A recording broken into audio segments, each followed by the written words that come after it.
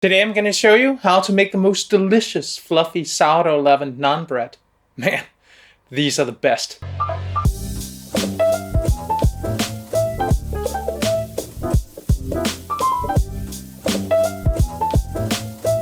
Hi, I'm Sune and I'm a food geek. Today I'm going to show you how easy it is to make sourdough naan bread.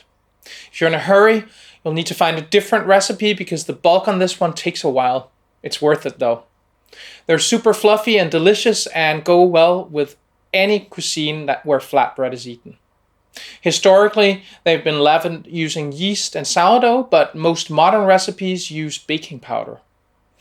Today I'll be using a regular 100% hydration sourdough starter as the leavening. If you don't have one of those, go follow my recipe here. Traditionally, they're baked in a tandoor oven, but I don't know about you, but I don't have one of those in my kitchen. I'd like to though. So instead I'll finish them on a cast iron pan, and then you'll also be able to make them. If you're new to this channel, I bake a lot of sourdough bread and I make delicious food from all over the world. I'm on a quest to get the most out of every ingredient, and I want to teach you how to do that in simple and understandable steps. So join me by subscribing and ringing the bell so you won't miss any future videos. They're really easy to make. The dough is mainly made with a couple of sets of stretch and folds and a long bulk. The shaping is supposed to be rustic, so you don't need any special skills there. And baking them just takes a few minutes. Let's get started. The written recipe, the ingredients, and the amounts are linked in the card above. So to make this recipe, you'll need a mature and refreshed sourdough starter. Measure out 250 grams of starter.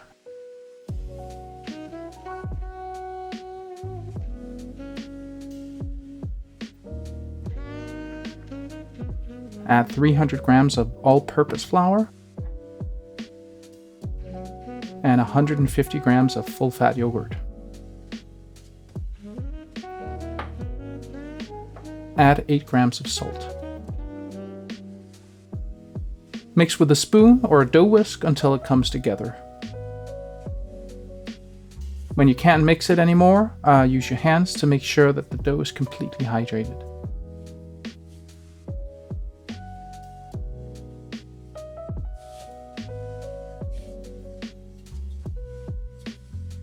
Because yogurts are wildly different in texture, your dough might seem dry. If that happens, add a tablespoon of water at a time and mix until the dough is tacky but not sticky.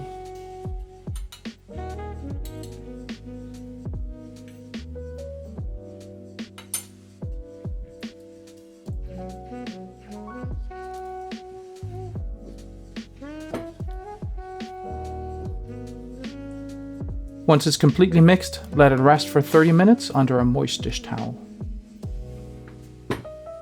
When the 30 minutes are up, do a set of stretch and folds and let the dough rest for 30 minutes.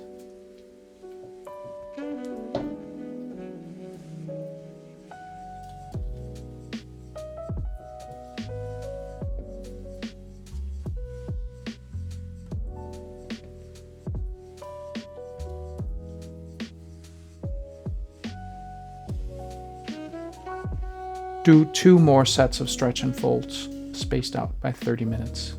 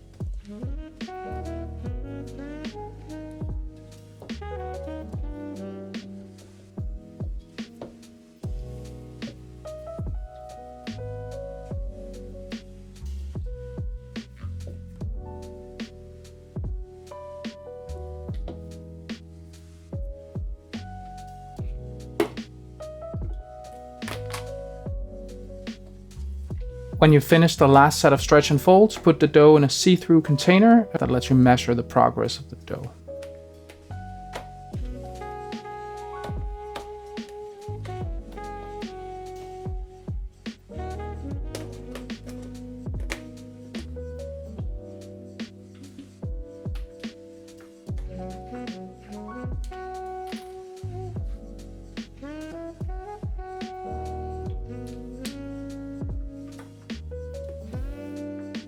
Once the dough has risen between double and 2.5 times the size, it's time to shape them.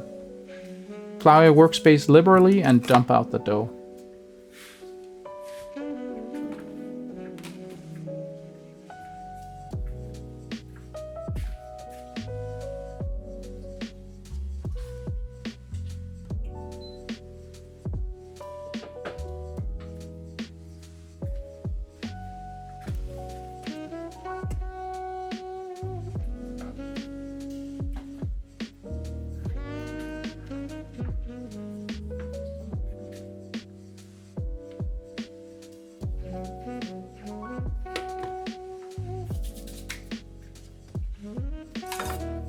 Divide the dough into 8 pieces of equal size.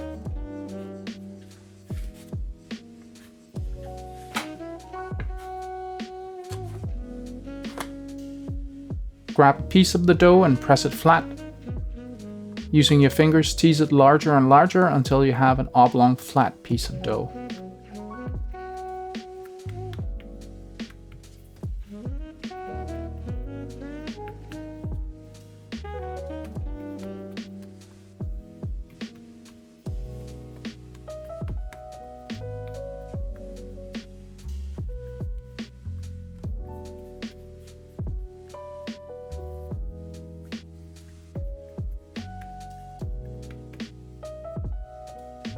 Shape the rest of the dough balls the same way.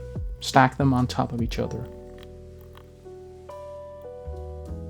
Make sure you have lots of flour in between the layers so they don't stick to each other.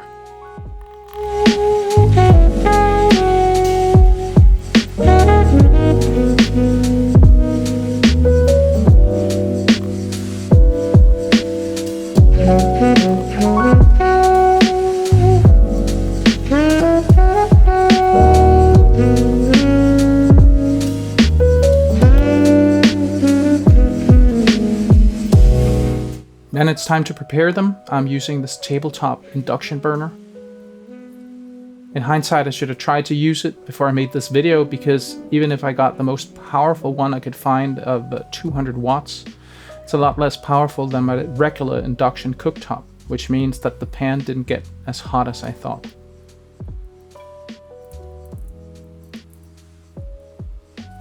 So I'd finished them off screen on my regular cooktop. At the end, the pan was hot enough to actually finish them. But here's the method. Warm the frying pan to medium-high heat. Make sure it's really warm before you proceed. Brush the pan lightly with ghee or melted butter. I used garlic-infused ghee that I made myself. Then add the dough to the pan. Make sure you brush off any excess flour before adding it. While one side is cooking, brush the top with a bit of ghee. Check the bottom. It should have some nice brown spots before you turn it over. Once it's ready, turn it over and do the same thing to the other side. You can speed up this process by using 2 pans.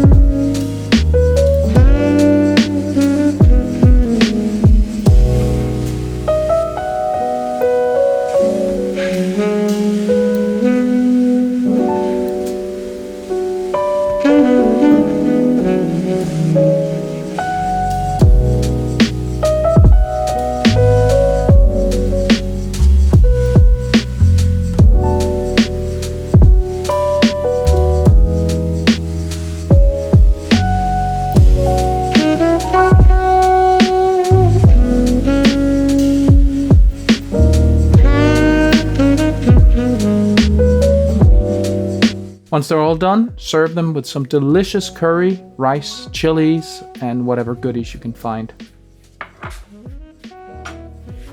This is a chicken tikka masala that I cooked for our dinner.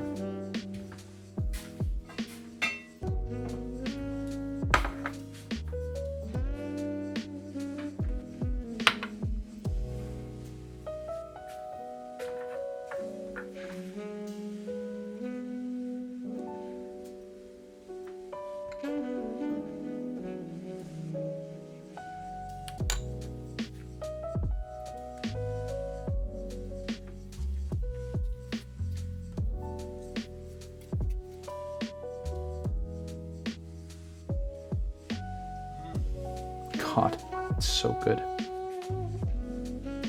So that's how you make sourdough naan bread.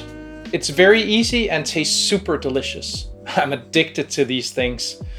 Maybe it's the butter. Let me know in the comments if you'd like me to show you how to make that delicious chicken tikka masala that I had with the naan. I hope you learned something today. See you next time.